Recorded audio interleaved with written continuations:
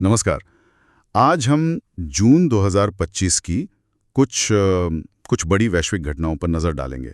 ये जानकारी हमें मिले स्रोतों पर आधारित है और हमारी कोशिश रहेगी कि इन उलझे हुए मामलों से मतलब जो सबसे अहम जानकारी है वो निकालें। आज हम ईरान इजरायल तनाव देखेंगे, नाटो समिट, यूरोप की हीट वेव, सौर ज्वालाएं, लॉस एंजलिस में विरोध प्रदर्शन और हाल में जो G7 समिट हुई उसे भी कवर करेंगे। तो चलिए इन स्रोतों को खंगालते हैं, देखते हैं क्या खास है। शुरुआत करते हैं मध्य पूर्व से। वहां तनाव काफी बड़ा हुआ लगता है। 23 जून की बात है। इजरायल ने ईरान के फोर्डो परमाणु ठिकाने, तेहरान की जेलों और रेवोल्यूशनरी गार्ड की जगहों पर हमले किए और इसमें अमेरिका भी शामिल हुआ, खासतौर पर ईरान के परमाणु ढांचे को निशाना बनाते हुए। अणु केंद्र है ईरान का, तो उस पर हमला काफी गंभीर बात मानी जा रही है। ईरान ने भी फिर जवाब दिया, इजराइल पर मिसाइलें दागी और हॉर्मुज स्ट्रेट, जो कि एक अहम समुद्री रास्ता है, उसे बंद करने की धमकी भी दी।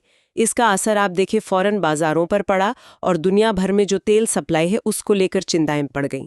ये दिखाता है कि भू राजनीतिक तनाव कितना गहरा है। और इसी माहौल में, बिल्कुल इसी के बीच 24-25 जून को हेग में नाटो नेताओं की एक बड़ी बैठक भी चल रही है।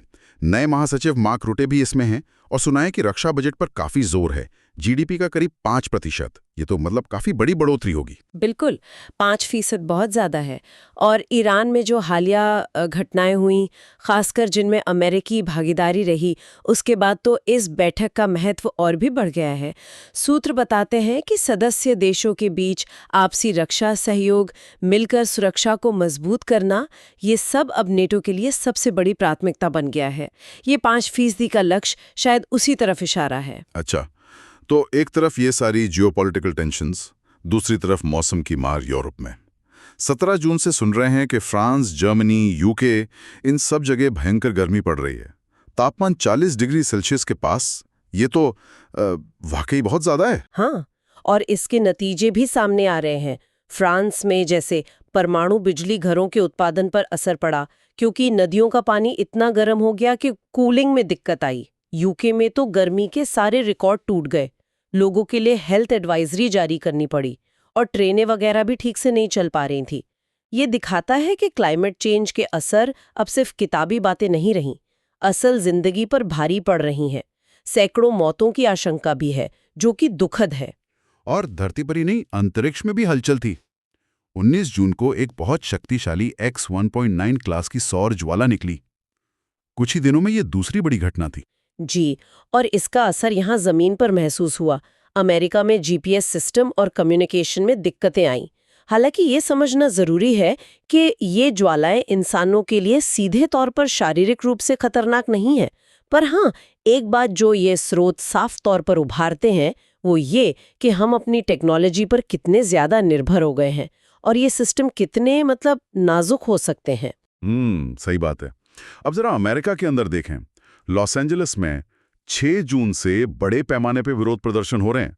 खबरों के मुताबिक ये प्रदर्शन राष्ट्रपति ट्रंप प्रशासन के समय जो आईसी की छापेमारी और डिपोटेशन हुए थे उनके खिलाफ हैं। और कुछ जगहों पर यह प्रदर्शन थोड़ी हिंसक भी हुए, दंगों जैसी स्थिति बनी। हाँ, और यहाँ एक और पेज है। कैलिफोर्निया के गवर्नर न्यूसम ने नेशनल गार्ड को फेडरल कंट्रोल में लेने का जो आदेश था उसे कानूनी चुनौती दी है। मतलब राज्य की सेना को केंद्र के अधीन करने पर आपत्ति जताई है। ये दिखाता है कि राज्य और केंद्र सरकार के बीच कैसे तनाव बढ़ रहा है। हम बस वही रिपोर्ट करें जो स्रोतों में कहा गया है। बिल्कुल। अच्छा, इन सब घटनाओं के बीच दुनिया के बड़े नेताओं की भी मीटिंग हुई 16-17 जून को कनाडा में। कनानास्किस, अल्बर्टा में G7 की बैठक खत्म हुई। जी, और वहाँ भी फोकस इन्हीं सब मुद्दों पर रहा। वैश्विक अर्थव्यवस्था को कैसे स्थिर रखा जाए, रक्षा सहयोग, जियोपॉलिटिक्स, और इस मीटिंग में नेटो को लेकर जो कमिटमेंट्स हैं और ईरान पर क्या रुख अपनाया जाए, उन सब बातों की भी पुष्टि हुई। तो आप देख सकती हैं कि कैसे ये सारी चीज़ें ईरान, नेटो, G7, ये सब एक तरह से जुड़ी हुई हैं। हाँ, बिल्कुल। तो इन सब बातों का निचोड़ क्या है? हमने देखा कि कैसे अलग अलग मोर्चों पर तनाव है। जियोपॉलिटिक्स में ईरान, नेटो, G7, फिर मौसम का असर यूरोप की गर्मी में, टेक्नोलॉजी की अपनी कमजोरियां सौर ज्वालाओं के रूप में, और देश के अंदर राजनीतिक टकराव जैसे लॉस एंजलिस में।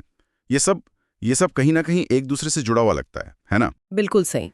और इन सभी स्रोतों को देखने के बाद एक सवाल शायद मन में आता है जिस पर सोचने की जरूरत है, वो ये कि कैसे किसी एक क्षेत्र का तनाव, जैसे मान लीजिए मिडल ईस्ट का, वो नेटो या G7 जैसे वैश्विक मंचों पर लिए जाने वाले फैसलों को प्रभावित करता है, खासकर तब जब बात आती है संसाधनों के आवंटन के।